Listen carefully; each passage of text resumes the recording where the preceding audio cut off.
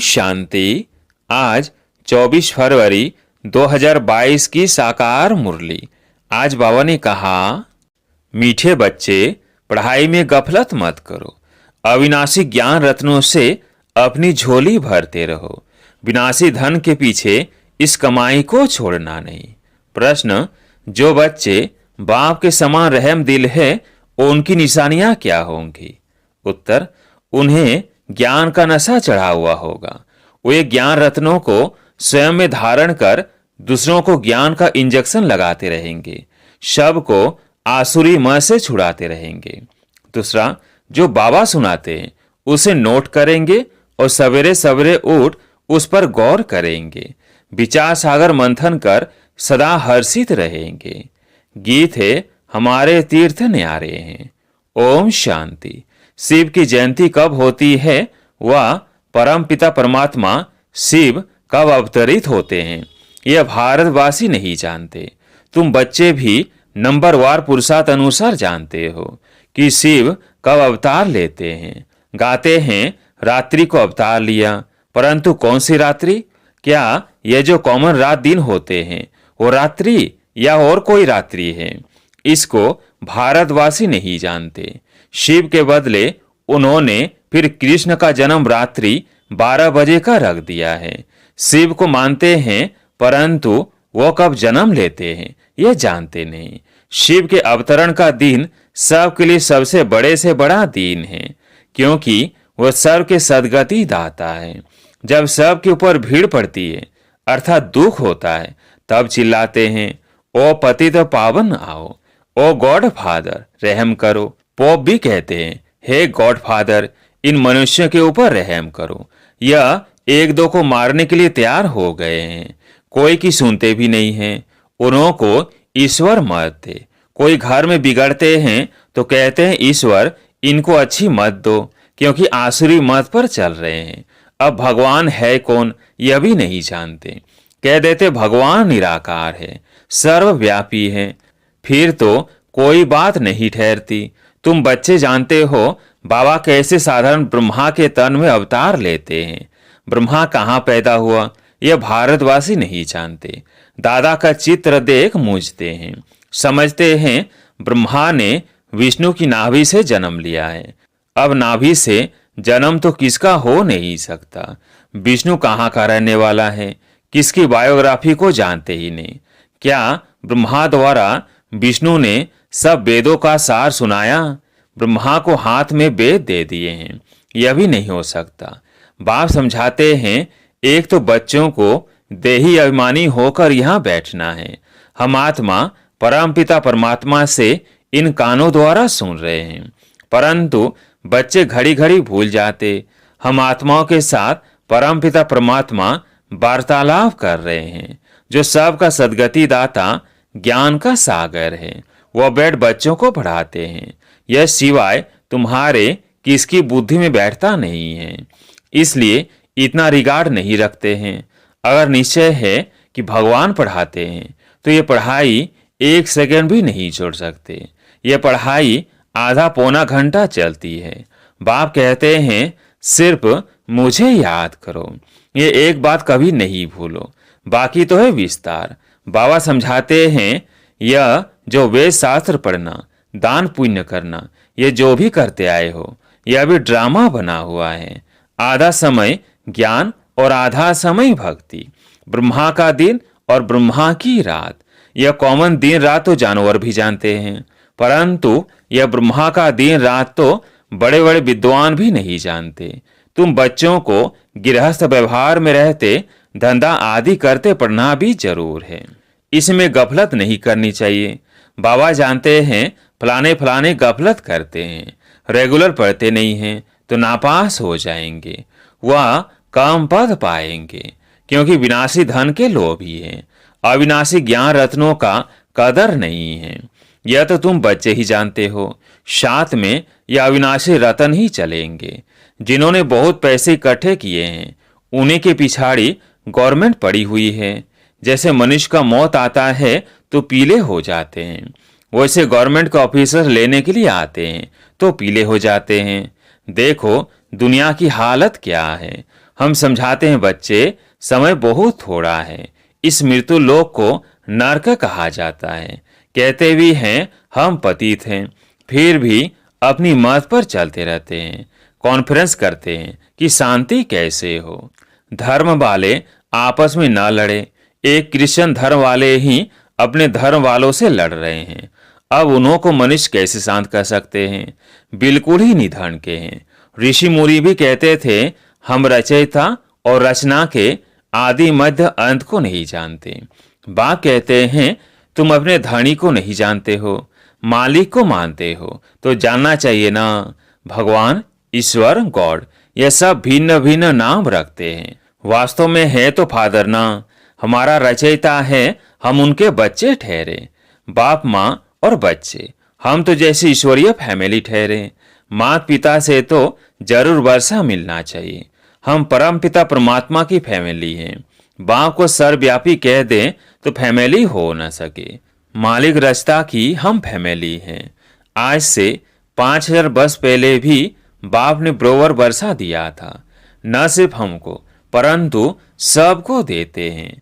हमको जीवन मुक्ति का देते हैं, बाकी सबको मुक्ति का देते हैं। कितना सहज है, यह भी खुशी का पारा चढ़ना चाहिए। परंतु ओहो मम माया, यहाँ से बाहर जाते हैं तो माया भुला देती है, बाप को ही भूल जाते हैं। अभी तुम बाप के बने हो, तुम ही जानते हो। शिव बाबा ने भी ब्रह्मा द्वारा हमको एडाप्ट किया है, ऐसे नहीं कि ब्रह्मा विष्णु की नाभि से निकला। यह चित्र रखना चाहिए, यह चित्र रखना चाहिए। गांधी की नाभि से नेहरू, परंतु विष्णु की नाभि से इतना बड़ा ब्रह्मा कैसे निकलेगा? फिर ब्रह्मा बैठ नॉलेज सुनाते हैं वेदों की, सो भी कहाँ, क्या सूक्ष्म वतन में? कुछ भी बुद्धि में नहीं बैठता। जिनको बाप से वर्षा लेना है वह तो ये सब बातें समझते हैं, बाकी सब कह देते हैं कल्पना है। अब बच्चे तो मानते हैं बरोबर बाबा साहित्य सुनाते हैं, और तुम ब्राह्मणों को फिर जाकर सबको सच्ची गीता सुनानी है। सब एक जैसा नहीं समझा सकते। वो नंबरवार राजधानी बन रही है, सब एक जैसा पढ़ न सके। धारणा कर फिर उस पर विचार सागर मंथन करना है। सुना, नोट किया, फिर बैठ ख्याल करना चाहिए। आज बाबा ने क्या सुनाया, सवेरे उठकर गौर करना चाहिए। तुमको सब पर तरस पड़ना चाहिए। बाबा का फरमान है अपनी रचना स्त्री बच्चों को भी समझाओ। पुरुष रचना रचते हैं अपने सुख के लिए, यह बेहद का बाप खुद सुख नहीं भोगते। कहते हैं बच्चों के लिए सारी मेहनत करता हूँ, तो जब धारणा हो तब नशा चढ़े, फिर किसको इंजेक्शन लगा सके। बाबा मिसल रहम दिल बनना है, आसुरी मत से सबको छुड़ाना है। कितनी भारी दुश्मनी है राम और रावण की। यह है रावण राज्य, वह है राम राज्य। मनुष्य तो कुछ नहीं जानते कि पावन कौन बनाते, पतित कौन बनाते। बाप कितना अच्छी रीति समझाते हैं, समझाने के लिए ही यह चित्र बनाए हैं। वर्ल्ड की हिस्ट्री ज्योग्राफी बाप ही समझाते हैं। इन चित्रों में बहुत अच्छा लिखा हुआ है। अब तुम बच्चे जानते हो निराकार गॉड फादर सारे वर्ल्ड की रिलीजो, पॉलिटिकल, हिस्ट्री, ज्योग्राफी बैठ सुनाते हैं। सुनते बहुत है परंतु समझते कुछ भी नहीं है। वास्तव में यह चित्र अंधों के आगे आईना है।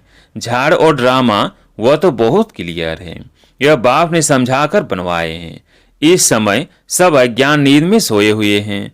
तुम बच्चे रूहानी यात्रा पर ले जाते हो। रूहानी राही बनाने के लिए कितना ज्ञान देना पड़े। बुद्धि स्वच्छ चाहिए। इस पुरानी दुनिया से एकदम उपराम, यह भी वंडर है। जहाँ अपना जड़ यादगार है वहीं आकर बैठे हैं। वह जड़ है, यह चैतन्य है, बड़ा गुप्त राज है। जैसे हम गुप्त वैसे मंदिर यादगार भी गुप्त। मंदिर बनाने वाले कुछ नहीं जानते। बाप तुम्हें सब बातें समझाते हैं। प्रदर्शनी में अक्षर बहुत अच्छे होने चाहिए। तुम्हें समझाना भी बहुत अच्छी रीति चाहिए। आदमी आदमी को पहचानना भी चाहिए। बड़े बड़े आदमी आते हैं, कोई अच्छी रीति समझते हैं, कोई तो कह देते हैं अच्छा लगता है, परंतु फुर्सत कहाँ। कोई कहते हैं कल से आकर समझेंगे। बाबा कह देते हैं तुम कभी नहीं आएंगे, बड़ा मुश्किल है। तुम जानते हो हम देवता बन रहे हैं, हम अपनी राजधानी स्थापन कर रहे हैं, हम राज्य करेंगे।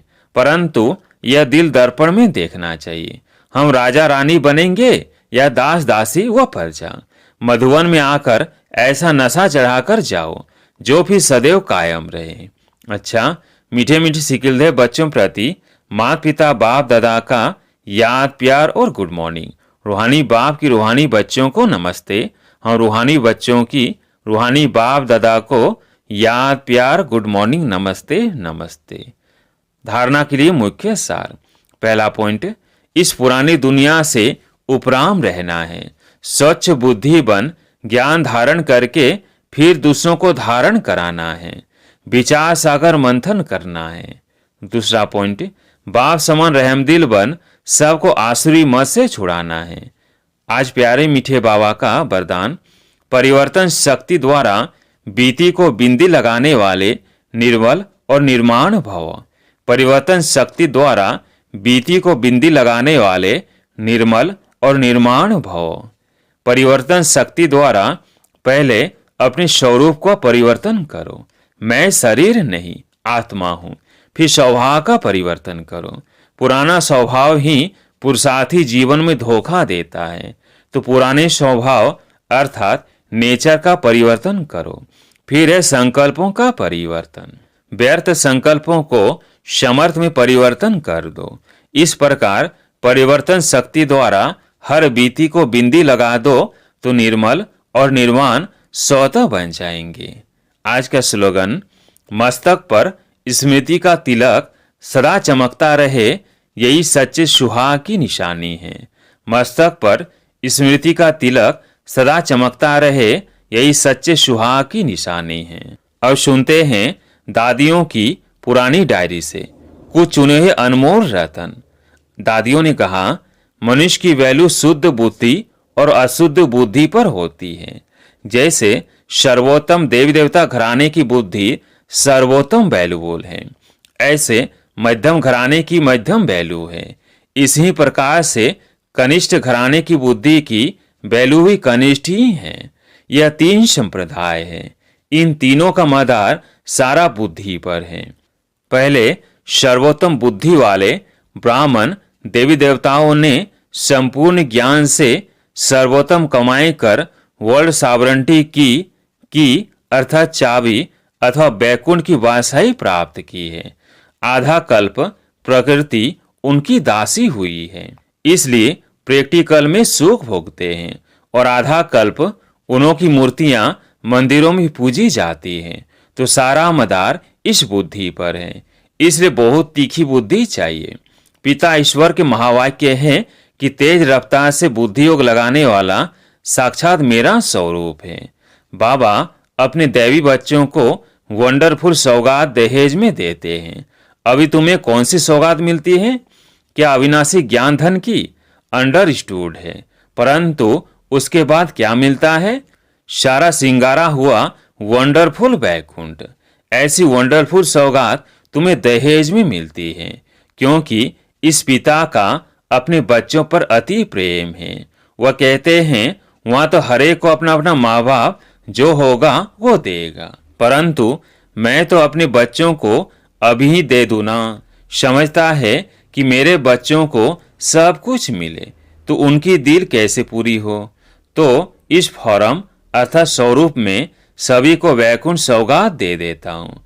ऐसे नहीं जो ज्ञानी तो आत्मा सर्वोत्तम है उनको देता हूँ।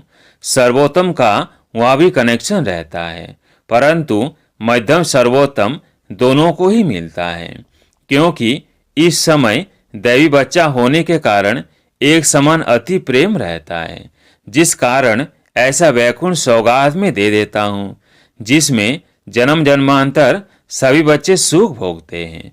उस रॉयल घराने की महिमा और पूजन है। यह घराना रॉयल है तो उनकी A1 महिमा है। देखो लॉर्ड कृष्णा की कितनी धूमधाम से महिमा करते हैं।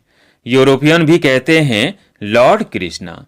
कृष्ण के पुजारी फिर श्री कृष्ण का नाम लेकर कहते हैं हम कृष्ण पुजारी हैं।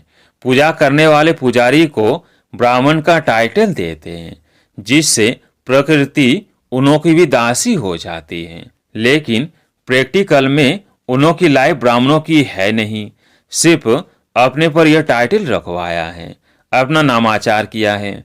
सतयुग के समय जो भी लॉज अर्थात कायदे हैं वो सब यहाँ से ही शुरू होते हैं। उन कायदों की स्थापना पहले यहाँ होती है। जो लॉ यहाँ मर्ज रूप में रहता है वह इमर्ज हो प्रैक्टिकल स्वरूप लेता है। जो यहाँ से ज्ञान उठाया जाता है वो अंत मते सो गति हो जाएगी। यहाँ की जो मत है उनसे वहाँ प्रैक्टिकल कदम उठाया जाता है।